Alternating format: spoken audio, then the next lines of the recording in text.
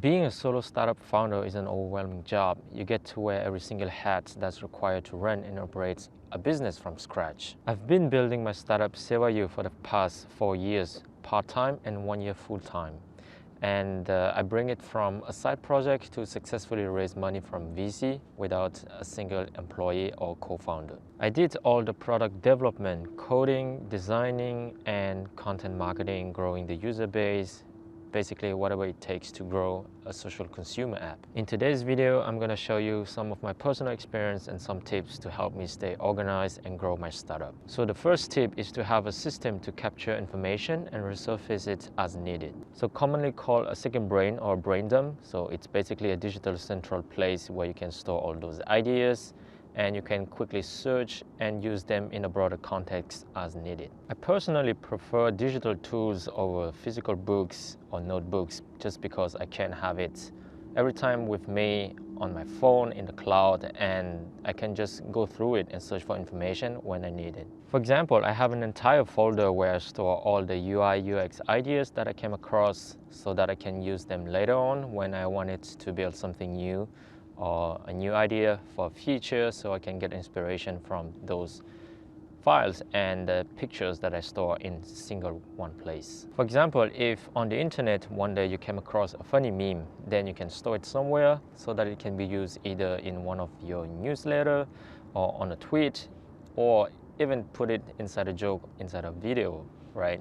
Because everything can be used for content production. We're exposed to information every day, and those information can be sometimes useful to help your business grow as a way to produce content as well. Here's a concrete example. So the other day I went to a Japanese onsen, so it's a hot spring, and then I saw on a ticket vending machine a sign that is written, "Do not touch the machine." The Japanese version of the sentence was well written and asking the customer to ask for the reception first before touching the machine. However, the English version was just "don't touch."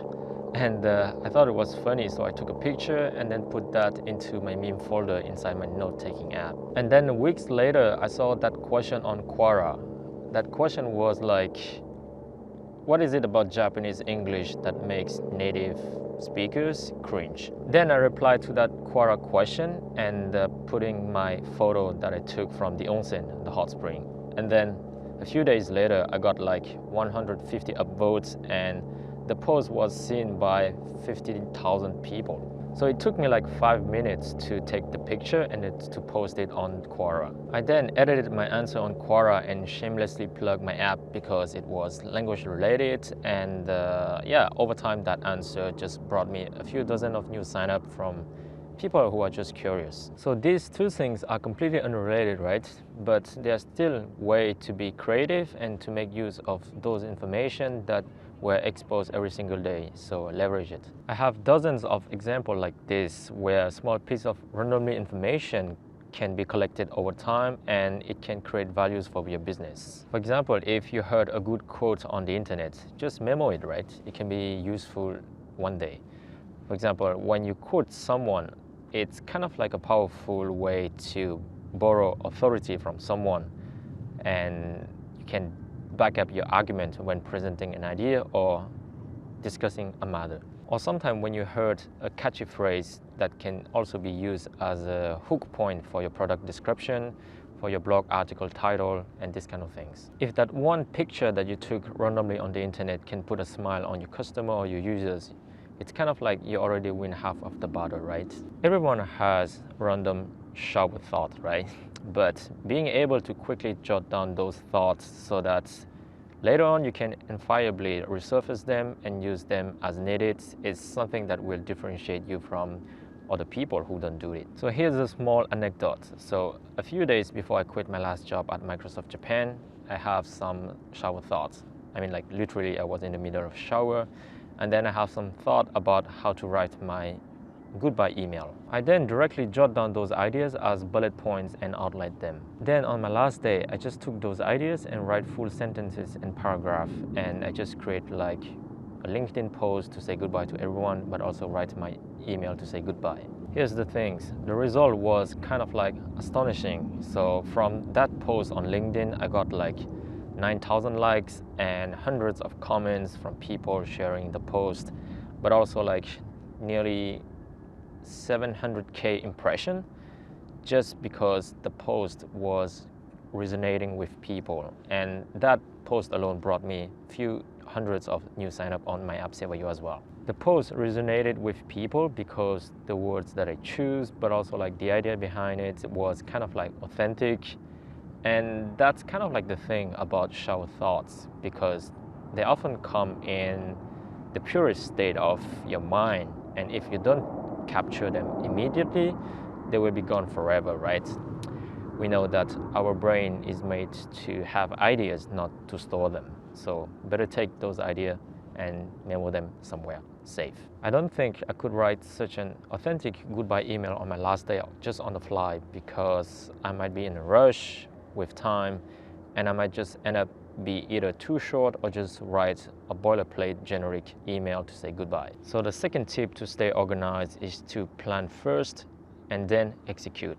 Do not do both at the same time. So plan first and play the role of the project manager and then become a builder, not both at the same time. It's pretty common when you work alone on some projects to just wanting to rush and dive into building the things without much planning ahead. In any project, there will be so many smaller steps in between each task, and clearly defining and writing down those subtasks can give you clarity. So that allows you to see the bigger picture and identify the scope of whatever task of the project, but also time estimation. So estimating the manpower, how much time you're gonna spend on some task, is really important skill to master as well. So our brain is not wired the same way when we are planning things, so playing the project manager role, than when we actually get to build the things. In the planner mode, we might see some hidden connection that we might not see when we are in the builder mode, because we just have our head dive into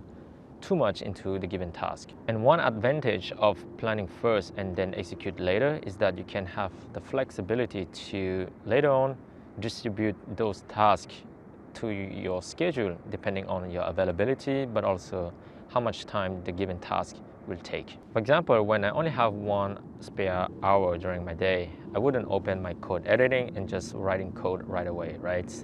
Because 1 hour is just not enough to get into the flow state to write good code, and you will suddenly be having some kind of like residual thought during the day because you cannot finish the task. So instead, I run through my backlogs and task list and select a handful of tasks that I needed to be done for an upcoming product release. I analyze each task and write more detailed information about the task to give it more context so I can later on refer to it.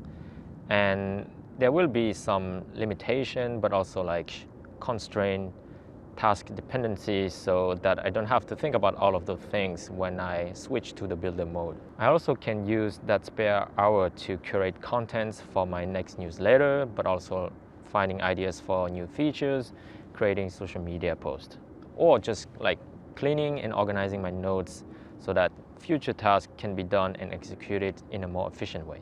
Then on a day where I got a pretty good sleep the night before and I have like zero meeting ahead during the afternoon, I can spend the whole afternoon just dedicated to deep work sessions. I just ran through my to-do list with all the tasks that I have planned beforehand and tick one task by one, while referencing to all the information that I already stored and researched beforehand. That will save you so much brain power, because you don't need to jump back and forth trying to find reference or dwelling on all the details that a builder shouldn't pay attention to. You work much more efficiently and tasks get just done much faster and quicker, and you get to keep the flow stage a little bit longer when executing on those tasks. Processing and drilling down the big amount of information into concrete implementation steps is actually a different skill than actually implementing those steps. As an analogy, it's kind of like creating a YouTube video. So if you don't script beforehand, which is the planning phase, or at least write the outline, then during the shooting, which is the execution phase, you're gonna be rambling a lot during that time. and because you want to try and connect your ideas and end up wasting a lot of time. So another tip to help me stay organized is to work as if you have teammates. So here's the things. Not because you are working alone and as a solo founder that you need to keep everything for yourself inside your brain. It sure takes more time to write things down and document the steps rather than just getting the things done. However, writing things down helps you free up your mind but also extend your brain capacity, right? And it can also be served as a knowledge base because it will be served not only for future members that will join your company later on, but also to your future self.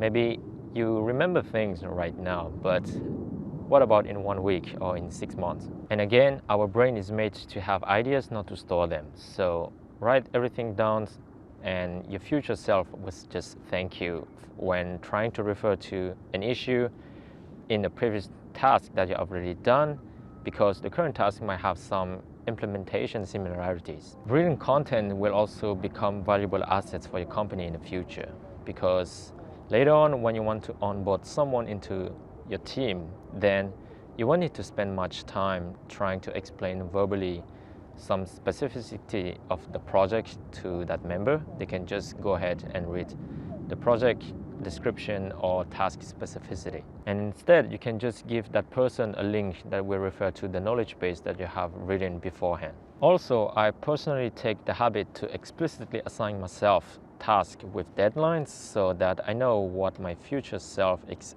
expecting from my present self. As a solo founder, every task will seem to be important but not urgent. So having a strict rule to set deadlines is kind of crucial. When you're a solo founder, give yourself a specific role and keep it to perform some specific task related to that role. So for example, when I did fundraising for my startup, it took me around 2 months from the first email with investors to the time when the money is inside the bank. Of course, I didn't spend the whole 2 months performing tasks related to fundraising. But during that period, I had dedicated time where I needed to wear the CFO hat and I needed to act like one. There were tasks like making financial projection on Excel and drawing chart or graph, but also summarizing my app KPIs and write out a report out of it, and going through the investment terms, agreement, communicating with investors, and writing a business plan. Those tasks were not fun from an engineer point of view. But if I put myself into the shoes of someone who loves numbers and charts and legal paperwork, then the task don't seem that daunting. It's kind of like a brain hack, but it does actually work. Statement like, once I'm done with this financial related task, then my reward will be to write more code.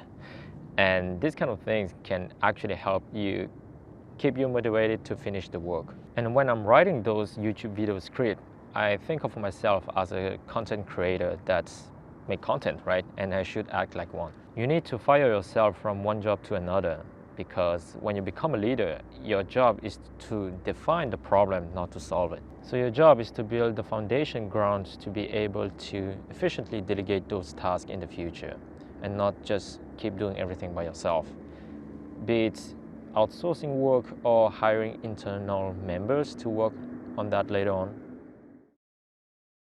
So another tip to help you stay organized is to have both long and short-term roadmap. The world of startup is a changing environment, and your product needs to evolve to adapt to your users' needs, and your next year plan or your next 5 years plan might also change. But it's still important to have both a long-term roadmap that will serve as a North Star for your startup to move toward to, but also short roadmap so that you can perform day-to-day tasks. There are different types of roadmaps, and the first one will be your product roadmap. So the core and the key features that you plan to implement, for example.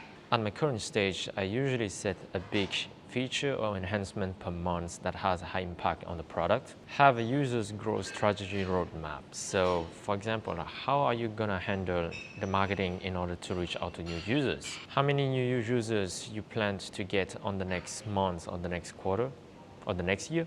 Do you bet on traditional marketing channels to acquire new users, or you plan to build like referral program and adopt the product-led growth strategy? For my startup at this stage, it was to create YouTube videos for the company and start creating weekly contents and videos around language so that later on we can collaborate with micro but also macro influencers. Have a financial roadmap, so how much money you still have in the bank and how much runway you still have, and plan accordingly for the next fundraising round. Or for example, is there any revenue metrics that you want to hit by the next quarter or the next month? Another roadmap is team building roadmap. So what kind of talent and what kind of position you need for your company at this current stage? You should ask yourself, do I need an engineer to build and help building new features for the product, or do I need a marketer to start doing marketing? In my case, I've been doing the engineering part for a while, and at the moment the product is mature enough to be handled by its own, and so now I'm trying to find more kind of like a person into the marketing so that we can create content and acquire users organically and have kind of like a constant flow of new users acquisition. So my first hiring is a content marketer, and maybe later on, maybe on the next fundraising round, I'll be hiring an engineer so that we can quickly iterate on the product. There are roadmaps in pretty much every aspect of building a company or a startup, right? Setting roadmaps allows you to carefully choose what to work on and prioritize at the current stage of your company. It also helps when trying to prioritize tasks or delegating tasks. When building a startup, there will be millions of tasks that you want to work on, and actually only a few of them will actually move the business forward. So just find them and work relentlessly and double down on them. Remember, startup is about focus, and focus is saying no to things that don't really matter. So roadmaps actually allow you to see a clearer and bigger picture of what you need to prioritize. Having even a rough timeline actually gives you ideas, but also clarity when tackling the day-to-day task. You get to know whether what you are working on actually aligns with what you're trying to accomplish. So that's it. And I hope some of the lessons I've learned throughout my journey can help you stay organized throughout your journey to build your startup as a solo founder. It might be a little bit overwhelming to trying to do everything by yourself first, but that's kind of like how you develop the ability to hire the right person to work on the right things within your business. So if you want to support me and help SewaYou community to grow, please feel free to try out the app, spread the words to your friends, but also kindly leave a review if you like the app, so it will mean the world. And if you like the video, please feel free to subscribe to the channel, leave a comment if you have any question, and I'll be responding to it. And yeah, also follow me on Twitter. Follow my journey in real time and for bite-sized story as well. Thank you, and see you in the next one. Bye.